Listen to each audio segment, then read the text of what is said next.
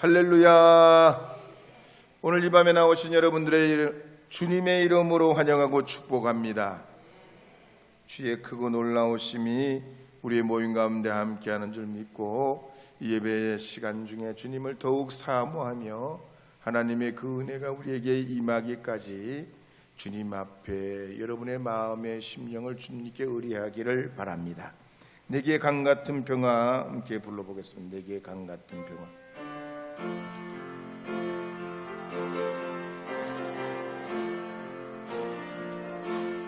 내게 강 같은 평화, 내게 강 같은 평화, 내게 강 같은 평화 넘치네. 할렐루야. 내게 강 같은 평화, 내게 강 같은 평화, 내게 강 같은 평화 넘치네. 내게 바다 같은 사랑, 내게 하나 같은 사랑, 내게 바다 같은 사랑, 내게 바다 같은 사랑 넘치네. 할렐루야. 내게 바다 같은 사랑, 내게 바다 같은 사랑, 내게 바다 같은 사랑 넘치네.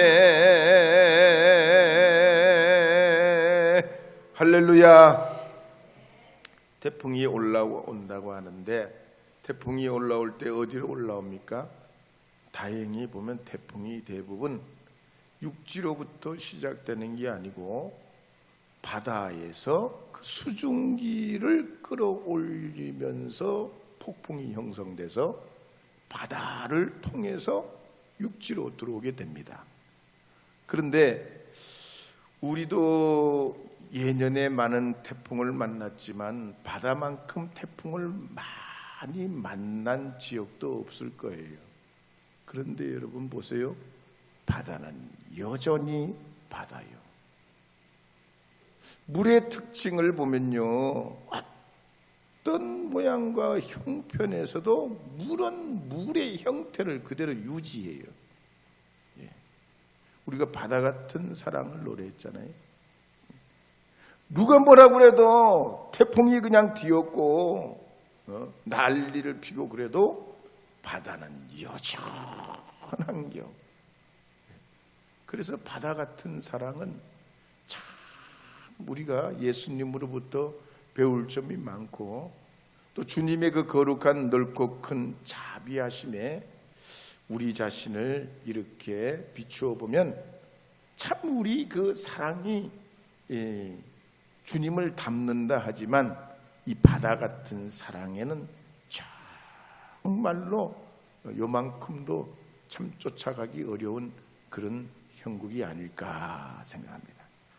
그런 의미에서 보면 오늘 본문으로 삼고 있는 스데반 집사님의 사역과 설교와 순교에 이르는 이런 과정들을 통해 보면 참 하나님의 각별한 역사요 은혜가 아닐 수가 없습니다.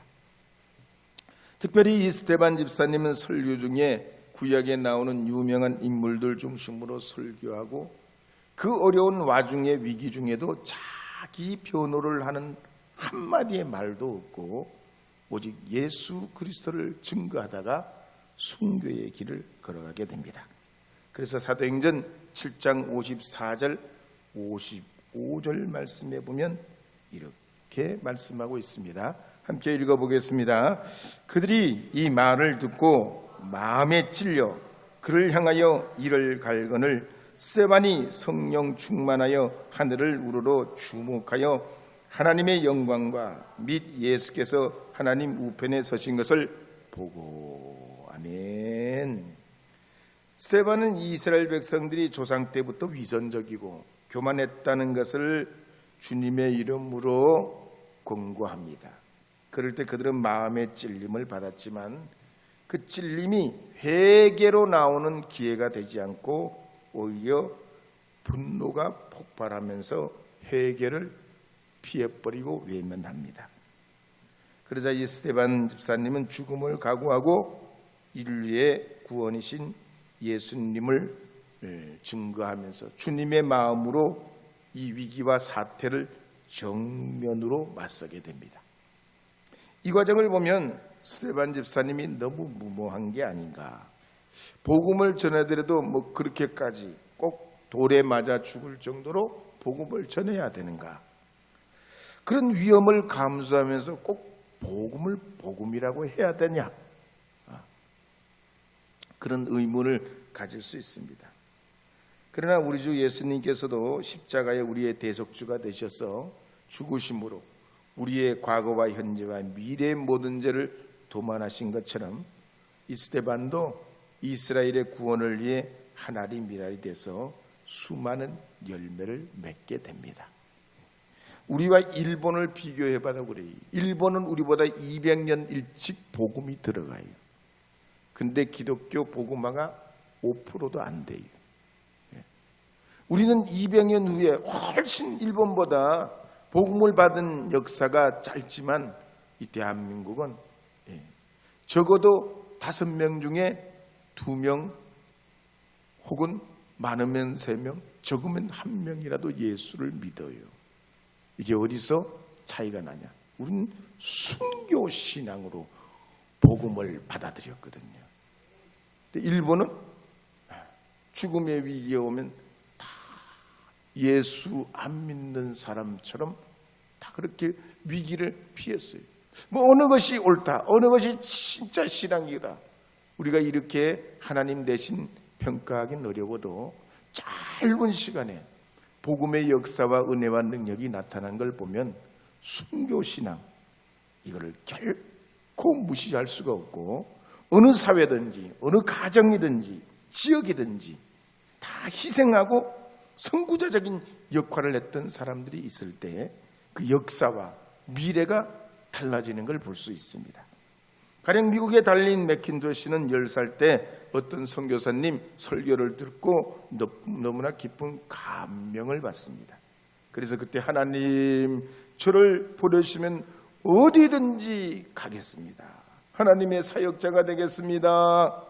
성원을 하게 돼요. 그리고 10년 후에 결혼을 하고 5개의 여행용 가방을 꾸려가지고 남편 러셀과 함께 저 호주 북쪽에 있는 뉴기뉴 섬으로, 지금 파푸아뉴기뉴라고 하죠. 파푸아뉴기뉴가 있는 그 나라 섬을 뉴기뉴 섬이라고 해요. 이 뉴기뉴 섬으로 들어가서 선교를 합니다. 그 당시에는 이 뉴기뉴에는 식인종이 살았는데 예수 그리스도의 복음을 증거하면서 이들이 복음을 전할 때 처음으로 백인을 처음으로 만난 그 사람들이 정말 돌변해서 식인종의 어떤 그런 식성이라고 그래야 되나, 야성을 드러내지 않고 한 번도 본 적이 없는 이들을 만나가지고 하나님의 은혜로 친구가 됩니다. 그런데 이런 시간이 오래가질 못해요. 왜냐하면 2차 세계대전이 일어나가지고 일본군이 유기뉴로 침공하게 됐습니다. 그들이 힘들고 애써서 일궈놓은 이 선교지가 일본군에 의해서 짓밟히게 되고 남자들은 대부분 포로 수용사로 잡혀가고 식량도 다 떨어지고 아이들과 여자들도 결국 포로 수용소에 끌려가서 노역하고 학대를 받게 됩니다. 그러는 과정에 남편은 죽게 됩니다. 그러면서 이 달린도 말이죠, 간첩으로 몰려요. 간첩으로 몰려가지고 이 선교사님이 온갖 고문과 고통을 받게 되고 얼마나 많은 고생을 냈는지 갑자기 머리가 하얗게 새져가지고 그런데다가 사형 선고로 억울하게 죽음의 직전까지 되게 되는데, 그렇게 어려운 과정을 3년 보내는 동안에 일본이 패전하게 되고 드디어 항복하게 됩니다. 자유의 몸이 됐지만 얼마나 고생을 많이 했는지 몸무게가 35kg밖에 안 돼요. 이 달리는 선교지에서 남편을 잃고 건강도 잃고 자기의 모든 걸 잃어버렸지만 결국 지금 이 파푸아뉴기뉴에는 한반도 크기 3배가 되고 인구가 900만 명이 되는데 70%가 기독교요. 70%가 기독교. 이 식인종이 살던 나라에 말이죠.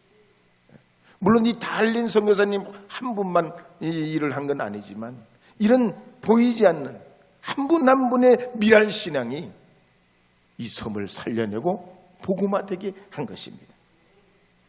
전라남도 영광에 가면 야월 교회가 있지요. 6.25 때 인민군들이 이 교회를 빼앗아 버리고 거기를 사무실로 쓰고 그 전략지로 사용하게 돼요. 그러니까 교인들이 예배 드릴 데가 없어요. 가정으로 돌아가면서 예배를 드립니다. 이 소문을 들은 인민군들이 예수 믿는 사람을 다 불러내요. 그리고는 교회 안에다가 몽땅 때려넣고 불을 질러가지고 65분이 순교를 합니다. 그 동네 교인이란 교회는 다 죽었어. 불타 죽었어. 그런데 더 놀라운 게 뭐냐면 그 동네 신자들이 다 불타서 순교하니까 안 믿는 분들이, 그 동네 믿지 않는 분들이 전부 모금을 해가지고 교회는 없어지면 안 된다는 거예요. 그분들이 교회 건축을 했어요. 안 믿는 사람들이. 여러분 이거 믿어지세요? 진짜 하나님의 역사요. 하나님의 역사요. 우리는 거기 가서 생생하게 거기서 장로님 한 분이 간증하는 이야기를 들었어요. 안 믿는 분들이 그 교회를 세우고 그 지역에 있는 사람들이, 예수 믿는 사람들이 되게 되면서 지금은 기념교회로 지역의 자랑이 되게 됐습니다. 저희 선조들도 본래 의성 안동 지역에 살았거든요. 근데 우리가 집안이 기울고 어렵게 되니까 200년 전에 지금 사는 저 경북 영양 청기 산운이라고 하는 산골짜기 깊은 데 가서 살게 됐어요. 그런데 거기를 가보면 진짜 동양화 같아. 완전히 한 폭의 그림 같아요. 나도 자연인으로 살고 싶다 그런 생각이 들 정도로 산수가 그렇게 미려해요. 근데 거기에서 말이죠, 우리 가족이 무슨 구원받을 길이 있어? 거긴 교회도 없어. 완전 산골짜기요. 무슨 교회가 있어? 그런데 우리 셋째 고모님이 신앙생활을 몰래 한 거예요. 그런데 어느 날 들켰어. 집안에서 쫓겨나서, 유교 집안이니까 쫓아내버렸어. 옛날에는 부모님 말하는 대로 쫓아내버렸단 말이야. 그럼 나갔어야 돼. 쫓아내니까 어디가 기도원에 가셨어. 기도원에 가서 가정을 위해, 나라를 위해, 교회를 위해 막 기도하다가 어느 날 독감 걸렸습니다. 돌아가시게 됐어요. 빨리 오라고 우리 할머니 할아버지 정가를 가서 우리 할머니 할아버지가 딸이 다 죽어가니까 독감에 걸려서 가서 마지막을 봐야 된다고 보게 됐어요. 그렇게 쫓아내고 싫어했던 딸인 말이에요. 근데 우리 그 고모님이 마지막 유언을 뭐라고 남기냐? 어머니 아버지 꼭 예수를 믿으시라고 그래요. 그래서 우리 할머니 할아버지가 예수 믿게 됐어요. 우리 집안이 복음이 그때서 열리게 되고 저 같은 사람이 목사가 됐습니다. 본문의 스데반도 순교할 때 보면 공회원들이 막 소리 지르고 길을 막고 하나님을 모독한다고, 주님의 진리의 말씀에 양심의 찔림을 받으면서도 자기의 추함을 회개하지 아니하고 더 완악해져 가지고 이 스데반을 성 밖으로 끌어내쳐서 죽음에 이르게 합니다. 그래서 사도행전 7장 57절에서 60절 말씀에 보면 이렇게 기록하는 내용이 나옵니다. 57절부터 60절 읽겠습니다. 그들이 큰 소리를 지르며 길을 막고 일제히 그에게 달려들어 성 밖으로 내치고 돌로 칠세 증인들이 옷을 벗어 사울이라 하는 청년의 발 앞에 두니라. 그들이 돌로 스데반을 치니 스데반이 부르짖어 이르되 주 예수여 내 영혼을 받으시옵소서 하고 무릎을 꿇고 크게 불러 이르되 주여 이 죄를 그들에게 돌리지 마옵소서 이 말을 하고 자니라.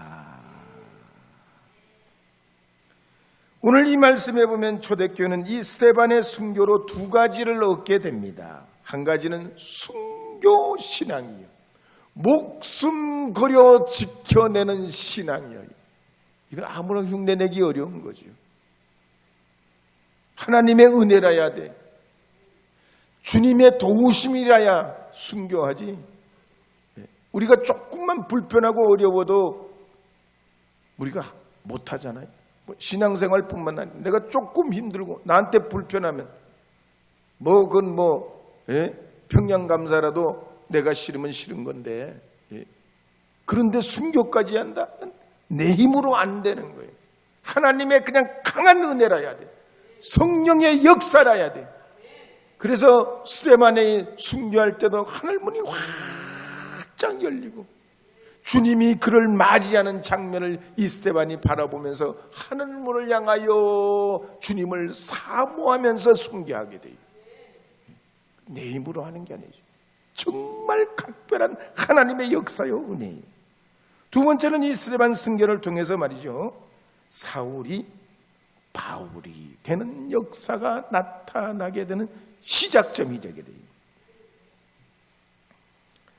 특별히 이 스데반은 죽음 직전에 하나님께 있는 힘을 다해 자기를 해치는 사람들을 향해서 용서해달라고 간절히 기도하고 돌로 치는 그들을 죽으면서까지 용서하는 기도의 장면을 이 바울이 보게 됩니다.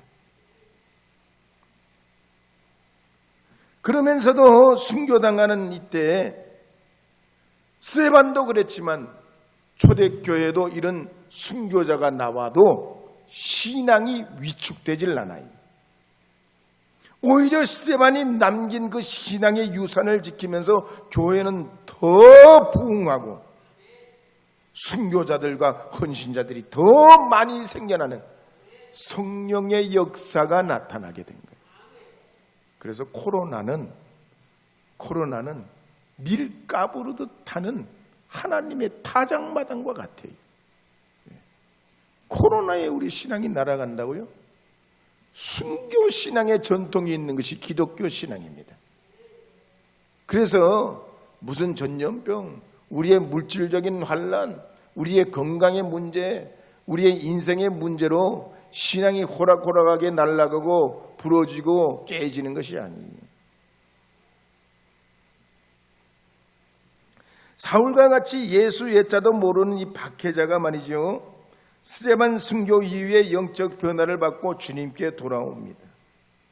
그러면서 스데반 순교 이후에 이제 순교자들이 막 나오잖아요.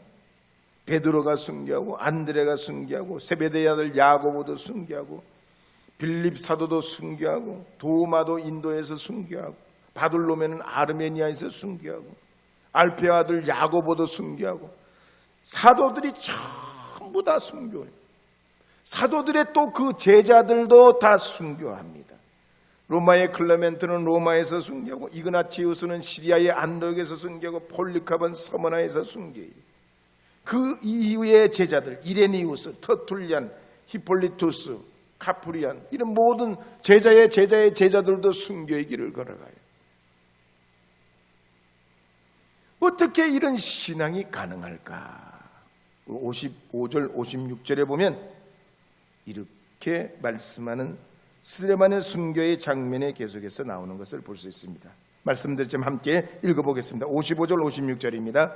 스데반이 성령 충만하여 하늘을 우러러 주목하여 하나님의 영광과 및 예수께서 하나님 우편에 서신 것을 보고 말하되 보라 하늘이 열리고 인자가 하나님 우편에 서신 것을 보노라 한대.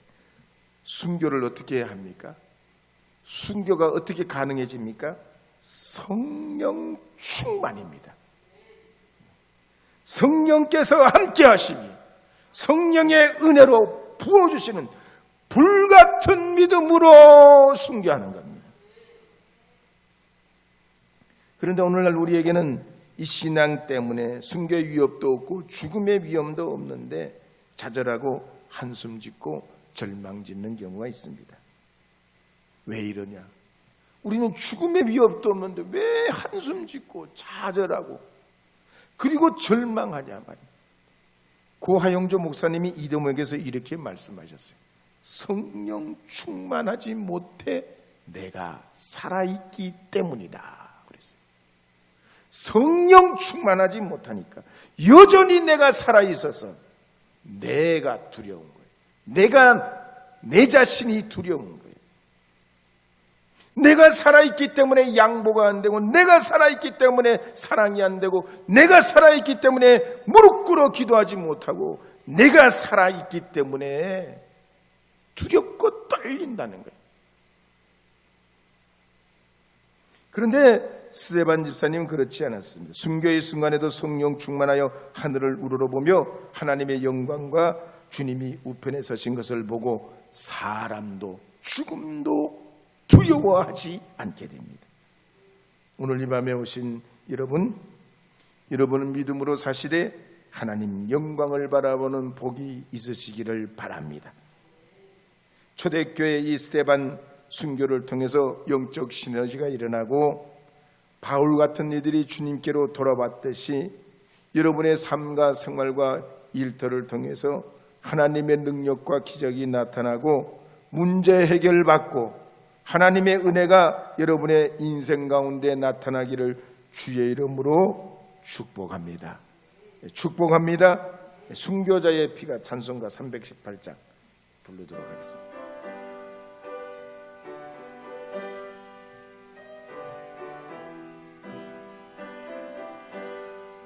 순교자의 흘린 피가 역사 속에 맷박치고 전도자가 부린 복음 우리 강산 밝히었네. 초대교회 귀한 믿음 이어받아 충성하고 선진들이 값진 인생 열매 맺어 보답하자. 찬양하라 내 영혼아, 찬양하라 내 영혼아. 내 속에 있는 곳들아 다 찬양. 감사라 감사라 내 영혼아, 감사라 내 영혼아. 내 속에 있는 것들아 다 감사하라.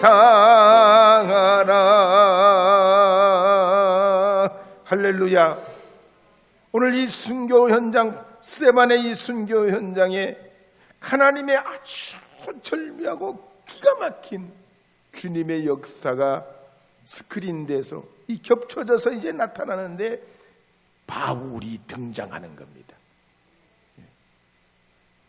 우리나라가 6.25를 겪고 나라에 많은 어려움을 겪었지만 이 고난과 어려움이 단순히 전쟁의 폐허로만 끝나지 않아요. 이미 살았던 전 세대에게 다시는 우리 후손들에게 전쟁과 같은 이런 어려움과 고통은 물려주지 않아야 되겠다. 가난은 절대 우리가 이겨내야 되겠다. 이런 정신교육, 의지, 이기겠다고 하는, 이걸 극복해야 되겠다고 하는 그런 신념을 온 민족이 배우게 된 거예요. 그래서 이런 고난 훈련은 역사를 통해 제대로 배우기만 하면 나라가 살고 민족이 살고 가정이 살고 그렇습니다. 근데 하나님께서는 우리 민족에게 이런 고난과 고통과 어려움을 긍정으로 받아들이게 하셔서 이겨내게 하시고 하나님의 축복의 도구가 되게 돼버린 것이, 이것이 축복인 줄 믿으시기 바랍니다. 스데반의 순교도 그렇습니다. 이 스데반의 순교 끝에 바울이 있어요. 참 기가 막힙니다. 그래서 57절, 8절, 9절 말씀에 보면 이렇게 기록하는 내용이 나옵니다. 함께 읽겠습니다. 그들이 큰 소리를 지르며 길을 막고 일제히 그에게 달려들어 성 밖으로 내치고 돌로 칠세. 증인들이 옷을 벗어 사울이라 하는 청년의 발 앞에 두니라. 그들이 돌로 스데반을 치니 스데반이 부르짖어 이르되 주 예수여 내 영혼을 받으시옵소서 하고. 참 하나님의 역사, 박해와 이 순교 끝에 하나님의 강건적인 은혜로 바울의 회심까지 이어지게 하시는 거예요. 그래서 우리 기독교는 끝이 아니에요. 끝이 시작이에요. 예수님의 십자가의 죽음이 끝이 아니고 새로운 구원의 시작이었듯이 실패가 아니에요. 실패는 새로운 시작입니다. 축복이에요. 제가 중학교 졸업하고 고등학교 갈 때 우리 때는 고등학교 그 특차 시험들이 있어서 저희 세대만 해도 공고를 가면 잘 간다고 그랬어. 왜? 공고 가면 육성예비 이런 거 하나 안 내고 학교를 다닐 수 있었어요. 근데 제가 공고 시험을 봤어. 됐겠어요? 안 됐겠어요? 됐으면 여기 왔겠어. 엔지니어로 가서 지금 그렇게 했겠지요. 제가요 시험을 봤는데요 뚝 떨어졌어요. 그때는 말이죠, 진짜 이거 진짜 하나님 안 계신 것 같더라고. 어린 마음에 중학교 3학년 때 하나님 안 계신 것 같아요. 아이고 우리가 얼마나 기도 많이 했는데, 기도만 했지 공부는 덜 했겠지. 하여튼 얼마나 기도를 많이 했는데, 되게 해달라고 얼마나 기도했는데 뚝 떨어진겨. 아주 그냥 고드름 떨어지듯이 떨어진겨. 근데 우리 하나님은 여호와 이레의 하나님이 항상 우리에게 더 좋은 것으로 주셔요. 이건 틀림없더라고. 스데반이 순교당해서 정말로 슬프고 아프고 고통스러운 기독교 역사지만 이 사건을 기점으로 바울이 등장해요. 이것이 하나님 역사고 섭리예요. 정말 이 스데반 집사님의 기도처럼 아버지 내 영혼을 받아주시고 이 죄를 그들에게 돌리지 말아달라고 하는 그 간절한 기도가 그들 민족을 구원하게 되는 바울의 등장으로 이어집니다. 오늘 그래서 우리의 살아가는 모든 삶의 면면들이 하나님 앞에 어떤 어려운 우리의 삶의 현장이 있다 할지라도 우리의 끝은 끝이 아니고 우리의 실패가 아니고 새로운 시작이요 축복이요 은혜요 영광인 줄 믿으시고, 여러분 건강에 문제가 있어도 물질의 어려움이 있어도 우리 삶의 시련과 도전이 있어도 능히 이겨내게 하시는 하나님이 계신 줄 믿고 믿음으로 승리하시기를 주의 이름으로 축복합니다. 2010년대 칠레에서 광산이 무너졌잖아요. 33명이 갇혔습니다. 69일 동안 갇혔어요. 거기에 무너진 그 암석 덩어리가 70만 톤이요. 무너져 내린 암석이 70만 톤이요. 사람의 힘으로는 그 사람들을 끄집어낼 수 없어. 그런데 기적적으로 33명이 살아남아가지고 하나같이 간증하기를 하나님이 우리를 구원하셨다. 하나님의 승리다. 사탄을 이기신 하나님의 승리라고 하면서 시편 95편 4절 말씀 다 옷에 찢고 새겨서 나왔어요. 나중에 옷을 갈아입었겠죠. 그렇게 한번 읽어보도록 하겠습니다. 땅의 깊은 곳이 그의 손 안에 있으며 산들의 높은 곳도 그의 것이로다. 70만 톤이 아무리 눌러내리고 나오는 길을 완전히 메꾸어 버렸어도 땅은 주님의 손에 있고 산들의 높은 곳도 다 주님의 것이기 때문에 우리가 여기 살아남았다는 거예요. 오늘 이 저녁에 나오신 여러분, 그러므로 우리의 자랑이 어디에 있겠습니까? 우리의 행위나 우리의 의가 아니라 오직 믿음의 법인 줄로 믿으시고 그리스도 예수를 여러분의 자랑으로 삼으시고 주 앞에 나아가신다면 여호와 이레의 하나님, 예비하시는 하나님, 우리에게 승리를 주시는 하나님, 스데반의 죽음의 끝자락에서 바울을 등장케 하시는 하나님, 새로운 시작과 역사와 계획을 통해서 교회를 이끌어 가시는 그 하나님을 경험하듯 여러분의 삶에도 하나님의 그 구원의 은혜를 경험하고 체험하게 될 줄로 믿습니다. 우리 찬양하라는 내용을 한 번 더 부른 다음에 말씀에 의지하셔서 다 함께 통성으로 하나님 우리에게도 새 힘 주시옵소서. 특별히 저 태풍이 밀려오는데 어려움 당하지 않도록 이 나라 이민족 산업과 직장과 일터와 우리 가정들을 지켜주시고 하나님의 믿음의 가정들을 든든케 세워주셔서 여호와 이레의 하나님, 예비하시고 준비하시는 그 하나님, 주님의 승리가 있는 줄 믿습니다.